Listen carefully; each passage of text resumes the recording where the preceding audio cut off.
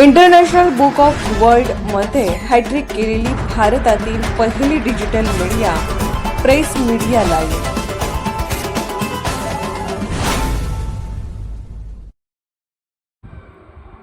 मिरज तालुक्यात दुर्दैवी घटना. वांग्याच्या शेतात औषध फवारणीमुळे विजेचा शॉक लागून दोघांचा मृत्यू.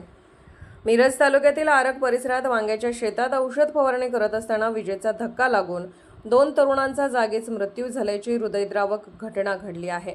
मृतांमध्ये विशाल माळी आणि अथर्व माळी या सख्या मामा भाच्यांचा समावेश आहे.